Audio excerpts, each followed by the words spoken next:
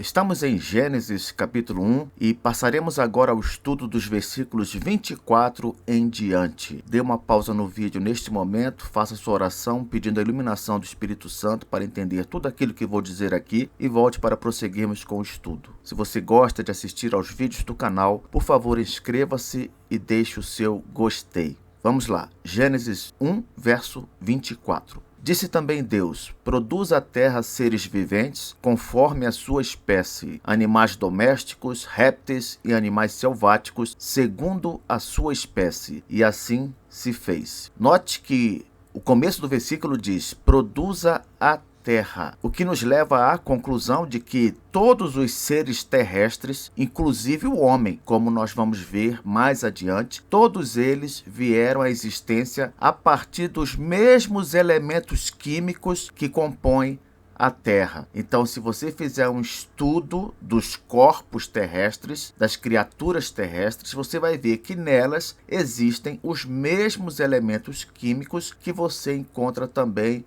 no solo, porque foi a partir da terra que as criaturas foram feitas. Como de costume, é repetido aqui a expressão conforme sua espécie, isto é, conforme deve ser para a espécie que viverá na terra. Então, os elementos necessários para a feitura, composição, criação de um gato vão se juntar para formá-lo. Se é um cachorro, a mesma coisa. Se é o homem, também. A distinção aqui é que a Bíblia diz que Deus deu uma atenção especial à criação do homem. Deus participou dessa criação, da formação do ser humano, embora não precisasse. Então, professor, por que ele fez isso? Ele fez isso para mostrar o seu apreço ao ser humano, para mostrar que entre as criaturas da criação, o ser humano para Deus é especial. Continuando o versículo: animais domésticos, répteis e animais selváticos. Os répteis aqui são aquelas criaturas que ficam rastejando pela terra, como, por exemplo,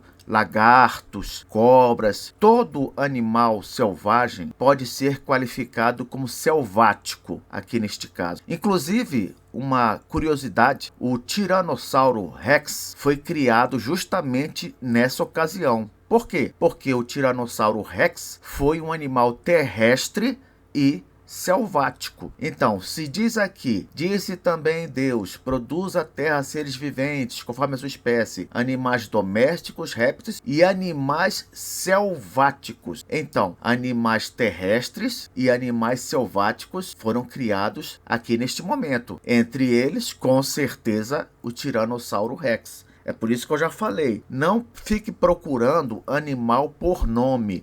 Onde é que está na Bíblia quando foi criado o guaxinim? Onde está na Bíblia quando foi criado o esquilo? Não vai aparecer isso. Você tem que ver que tipo de animal é, e aí sim você vai saber quando foi criado. Se é um animal doméstico, se é um animal selvático, se é um animal que rasteja, entende? Então é assim que é classificado o animal em Gênesis 1. Não é dado o nome de nenhum animal, mesmo porque os nomes dos animais foram dados por Adão em Gênesis 2. Continuando, versículo 25. E fez Deus os animais selváticos, segundo a sua espécie, e os animais domésticos, conforme a sua espécie, e todos os répteis da terra, conforme a sua espécie. E viu Deus que isso era bom. Só repetindo, toda vez que diz conforme a sua espécie, quer dizer segundo as características que Deus determinou para cada animal.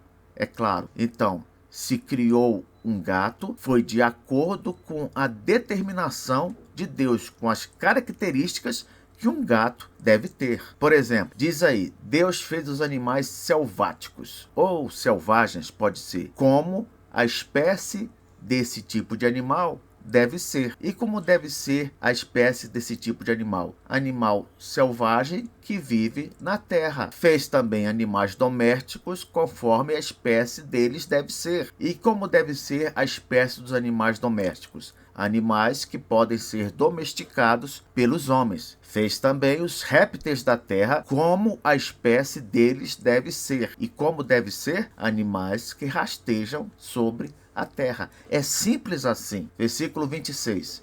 Também disse Deus: façamos o homem à nossa imagem, conforme a nossa semelhança. Tenha ele domínio sobre os peixes do mar, sobre as aves dos céus, sobre os animais domésticos, sobre toda a terra e sobre todos os répteis que rastejam pela terra. Uma observação importante aqui é a seguinte: enquanto o texto vinha falando que Deus estava criando animais terrestres, animais aquáticos, animais domésticos, quando chega agora neste momento, o versículo começa assim: também disse Deus, façamos o homem. Note que o homem não é chamado de animal. Por quê? Porque ele é uma criatura distinta. Quando você vai à escola e ouve lá que o ser humano é um animal racional, isso não condiz com a descrição que a Bíblia faz dele. O homem não é chamado de animal na Bíblia. Ele é designado desde o início como homem. E mais, olha o que diz aqui: também disse Deus, façamos o homem à nossa imagem, conforme a nossa semelhança, tenha ele domínio. Então, o que você percebe também que o ser humano, além de não ser um animal, é a única criatura descrita como feita à imagem e semelhança de Deus. Além disso, é a única criatura que é posta dominando as demais. Percebe? É a única criatura que recebe de Deus o mandamento de dominar as demais criaturas, de ter domínio não só sobre elas, mas sobre a terra. Isso aponta para a singularidade do ser humano. Vamos agora destrinchar um pouco mais este versículo 26. Vamos lá. Disse Deus, façamos, no plural. Pois bem, como explicar esse plural vindo de um ser, isto é, uma pessoa no singular? Como explicar isso? Normalmente são apresentadas três possibilidades. Preste atenção. Primeira possibilidade seria um plural de majestade, também chamado de plural de modéstia.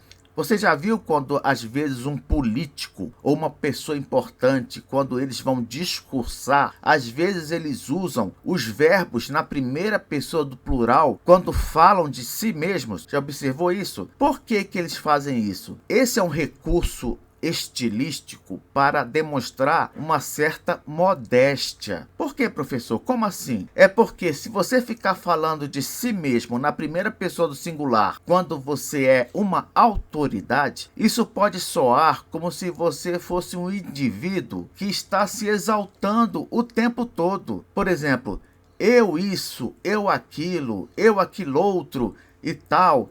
Então, para evitar esse tipo de sensação para o ouvinte, foi criado o chamado plural de modéstia ou plural de majestade. A pessoa, mesmo sendo uma pessoa só, vai usando o verbo na primeira pessoa do plural para dividir, vamos dizer assim, as suas virtudes com outros que não existem. Compreende? Então, em vez de falar eu isso, eu aquilo, fala nós isso, nós aquilo. Isso é chamado de plural de majestade ou plural de modéstia. Então, alguns estudiosos dizem que Deus aqui estaria usando esse plural no caso deste versículo, quando ele diz, façamos o homem. Qual o problema dessa interpretação? Bom, o problema é que é difícil imaginar Deus preocupado com esse tipo de coisa. Deus estaria usando o plural de majestade para demonstrar humildade? Qual o sentido disso? Quando você estuda a Bíblia, você percebe que Deus, ele entende que toda glória pertence a ele. Ele entende assim. Há vários textos que mostram isso, como por exemplo 1 Crônicas 29, 11. Por que então usaria um plural de majestade para demonstrar humildade? Isso é tolice. Deus busca sempre a sua própria glória. Se ele faz isso o tempo todo, não faz sentido ele querer demonstrar uma humildade. Isso é desnecessário para Deus. Deus é digno de toda honra, toda glória, todo louvor. E ele sabe disso e nós deveríamos saber também. Ora, só o fato de Deus nos dar atenção já demonstra sua humildade, sabia disso? Porque nós somos tão pequenos, criaturas tão ínfimas, que por Deus olhar para nós e nos conceder alguma coisa, já é uma demonstração de humildade. Então já descartamos de cara essa possibilidade de Deus estar usando aqui o plural de majestade.